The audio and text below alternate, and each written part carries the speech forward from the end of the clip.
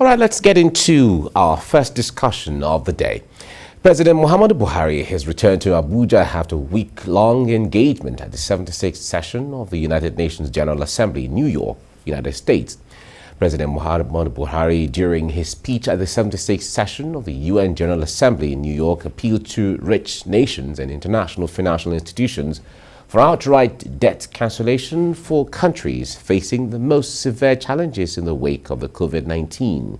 He particularly urged G20 countries to extend their debt suspension initiatives to all developing countries, least developing countries, and small island developing states facing fiscal and liquidity challenges.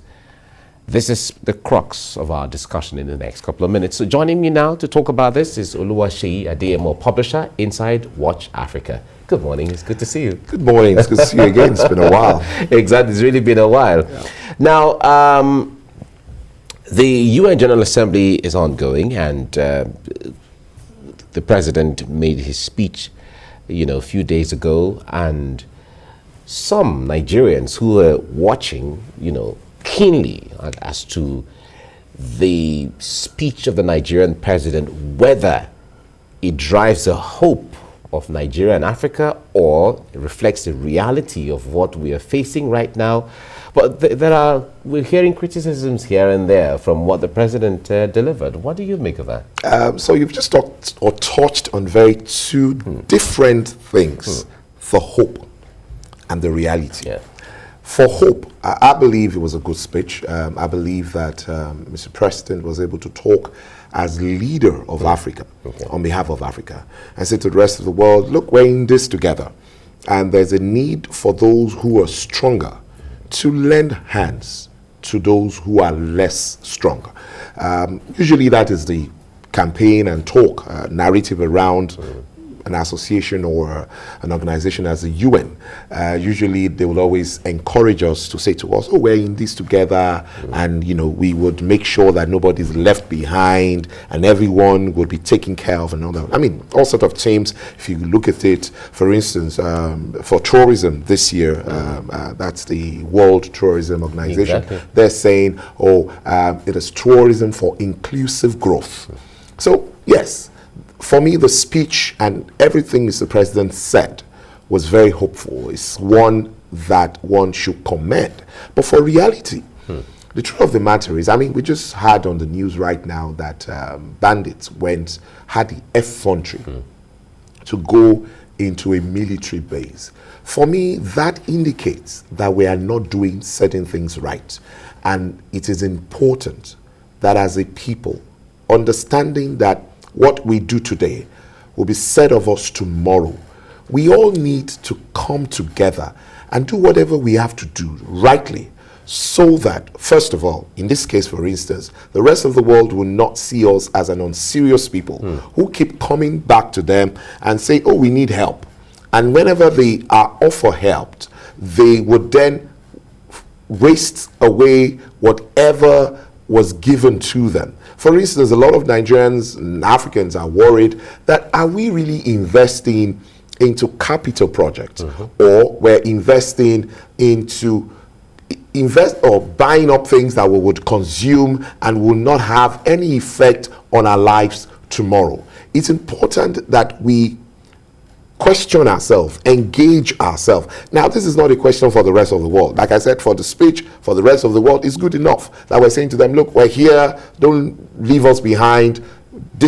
We signed on to this together, we must help ourselves. But when we have said that, we then will come back home to ourselves. And tell ourselves the truth. Yes, and say to ourselves, guys, we're not doing things right. Obviously, we're not. And that's why the whole of the people are worried. They're saying, Mr. President, are you sure we need more loans? Are you sure what we need now is not discipline in the way we conduct our expenditure, the way we do things and all of that? Because that, for me, is the crux of the matter. And that's why a lot of Nigerians are worried and say, we're going for another loan. Because already you know that we've, at least in this past few years, we're taking our hands. Yeah. So Nigerians are worried. But loan is good, because if you really have capital project and you want to expand and do well and make sure that you're able to prosper as a people, you would always need help. You'll always need... There is. I've heard lots of criticism against the government from the perspective of not... Maybe the handlers of the government are not blowing the trumpet of what the president or what the government is doing. Because when you hear about the railway projects, some bridges and all of that going on in parts of the country, it seems like they're not on the front burner enough for Nigerians to bond with and understand what government is doing. So when you're talking about the government performing and doing this, Nigerians are totally disconnected from it. Do you think there's a communication gap or problem? Oh, absolutely. As a continent, not just Nigeria, one of the things we've not done well is manage communication. And that, for me, is very critical. And that's why we perceive that the superpowers are better than us in a lot of ways. The truth of the matter is they're not as, they're not as perfect as they normally come across to us. But they're able to manage their image. They're able to manage what goes out there as a people, and that's what we need to start to do. Because, for instance, look at the rail thing that you've just mentioned. I've been on it, the one that goes to Lagos to Ibadan, and I think it's a good thing. But then Nigerians will say to you, how does this trickle down? Do we have a plan to pay up the debt? When are we going to be able to pay it up? Are we selling off our future? Those are things that government ought to properly explain to the people. And the people would be able to, like you rightly said, buy into it, understand it, bond with it. Because at the end of the day, they are serving us.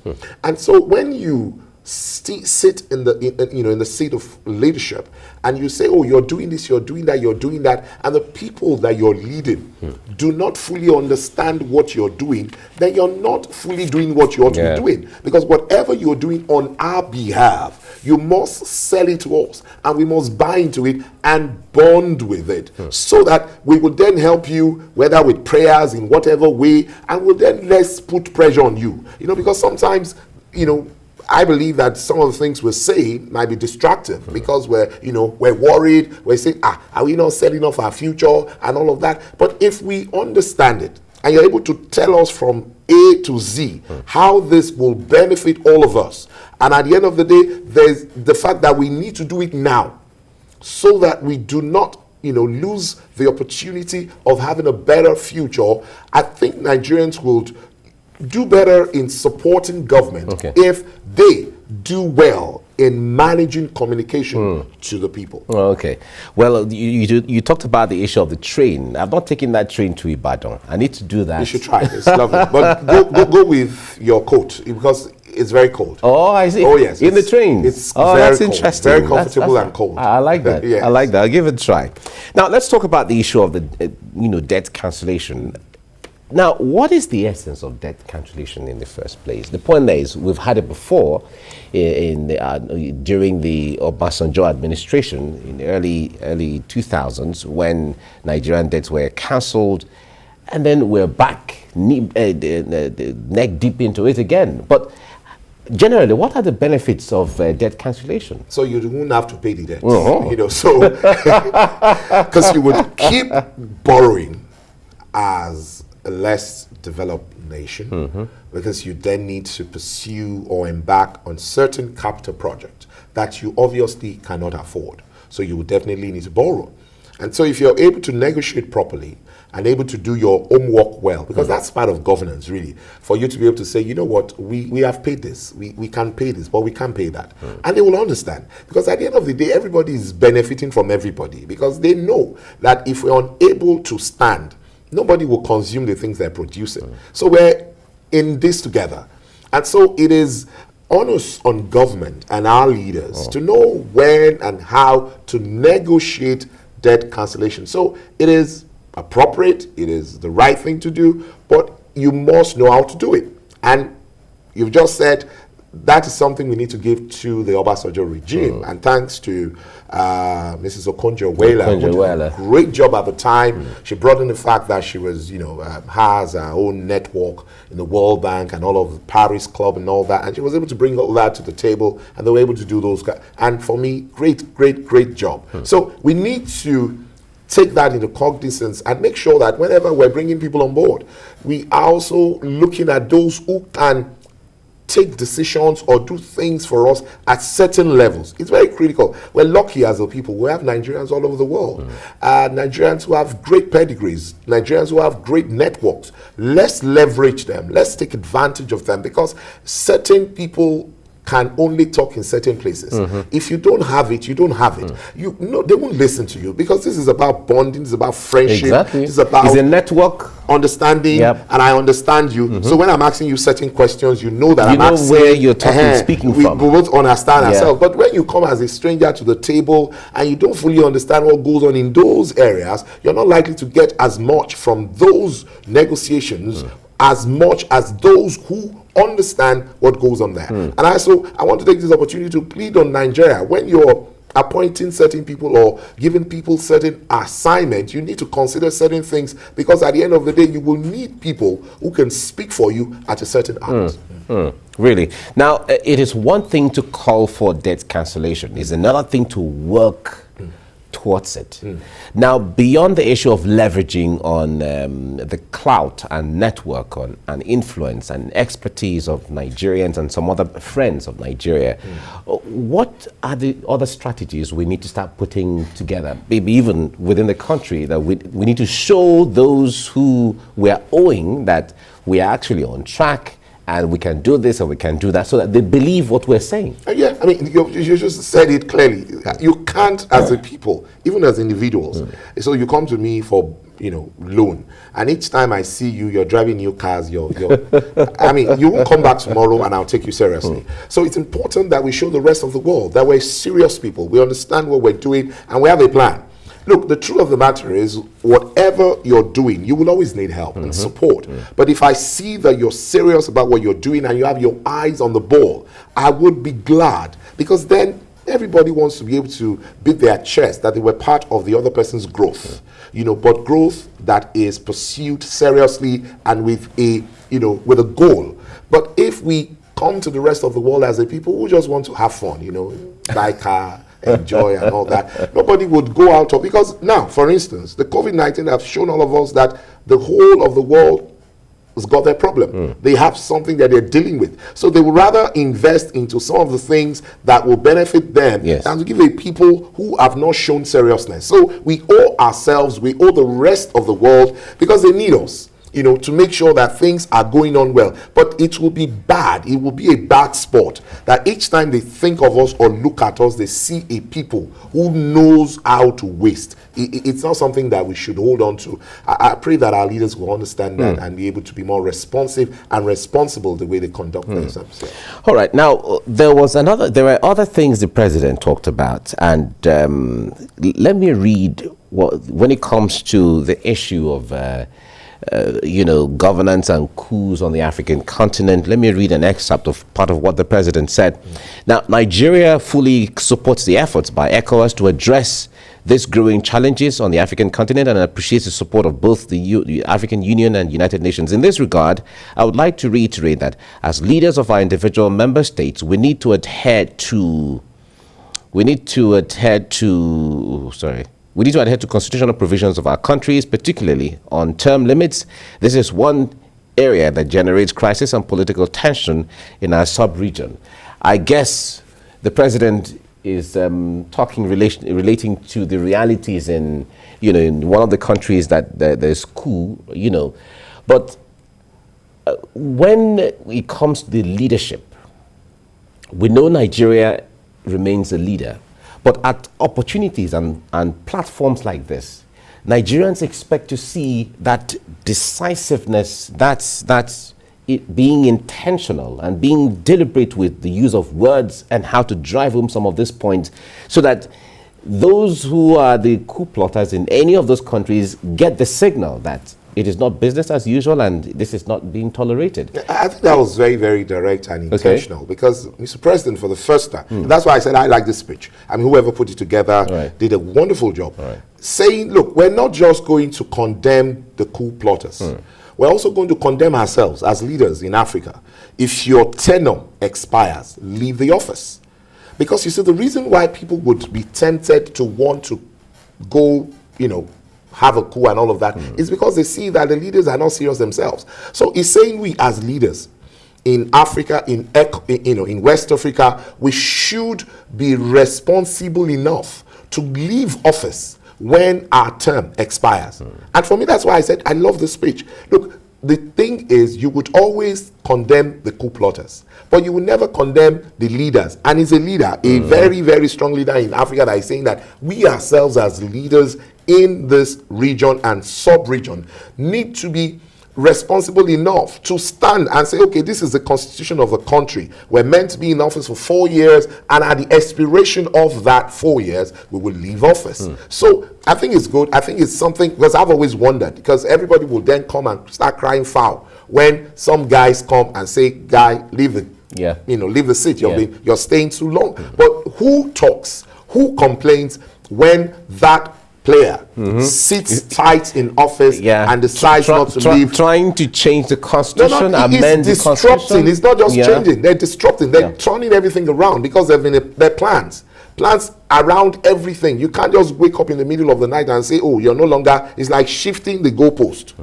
Then nobody will during score. The match. Yes, because if I decide that, look, the post is no longer here, then, then everybody will just keep playing and nobody will score. That's it, Now, the president also talked about the challenges of security on the African continent and even back home. Now, the realities are with us, if it is from the northeast to the northwest and north central, and even all parts of the country, depending on the kind of, or the format of the security challenge that we have. Now, when it comes to the approach to tackling security, of course, we've always known that it cannot be the effort of one country alone, because especially when the character of the challenges trans-border and all of that. Now, taking the deliberate steps to handle this, what else do you think Nigeria should be doing, and how should it be facing those things right now? Okay, once again, I want to commend the fact that he talks about the light arms agreement. It's very, very critical. We must know where the arms are coming from. We must stop the rest of the world. Look, you guys are doing business. Your business is at our detriment, and whatever you're doing, please take us into consideration as well. I think it's important that he emphasized and reiterated the fact that there's a need for the superpowers to be more responsible in their business, because at the end of the day, they are the ones who produce all these, weapons and all of that. At the end of the day, it comes in here and we kill ourselves with it, and they're making profit. So there's a need for us to tell them, put it in their face. Now, the second thing I think is very, very important. I'm surprised that we're having to discuss the fact that we have regional security apparatus in Nigeria. It is something that should be encouraged. Look, the Amotekons, the Eastern, I don't know what name is it called? Ebubiago should be encouraged, because whatever is being done at national level, it is obvious that is not enough. So whatever else, now, not just state apparatus, but a zone. You can imagine what it means if, I hate to say this, I'll take advantage and say it, what is being done in Ondo, as seriously as governor of Ondo has taken this assignment, you can imagine if the rest of the Southwest governors take it as seriously, and they're doing everything and they're copying and pasting the same thing across. What it simply means is that you have a more secured Southwest, and you can imagine Southern governors, the Eastern counterpart, saying, look, guys, we like what you're doing in the Southwest. Can we copy the same thing? Look, it's about our people. And that is sometimes something I worry about when we talk politics and forget that all the things we're doing is about human lives. Look, you're governor or you're in government today does not mean that you're going to be in government forever. Where are the rest of our former leaders? We've heard of people who were generals who were kidnapped. Did they realize that they were not going to have those security people that they used to carry around at some point in their life? Because the truth of the matter is, because you're in government today and you have security people around you, certain privileges. You understand? So you need to do it in a way that whether you're in or out of government, you're responsible. In fact, take advantage of the fact that you're in government to prepare your retirement, so that when you get out of government, you will then not have to worry yourself or be, about security. Because look, I grew up in this country. I've always been in Nigeria. We used to travel across Nigeria all through the day. It didn't matter. You come down in the night and go and eat akara in a mokwa and all of that. In fact, some of the night travels used to be more interesting. More interesting. We looked forward to it. And so look at the situation where you're even going in the afternoon and you're looking over your shoulders. It is wrong. We must do something. It is about ourselves. We're not watching a film. You know, we treat it as if it's about other people.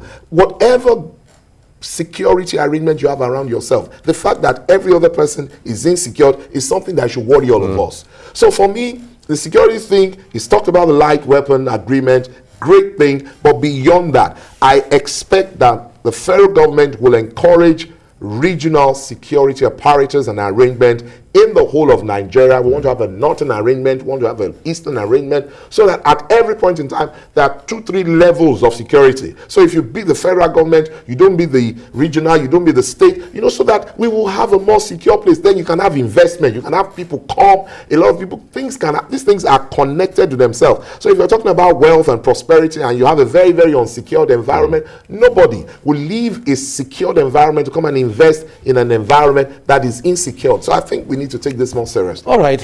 This is so interesting. Thank you so much, Oluwaseyi Adeyemo, publisher, Inside Watch Africa. Thank you. Thank you so much very for much having for me. coming. Thank you. Thank you. Thank you.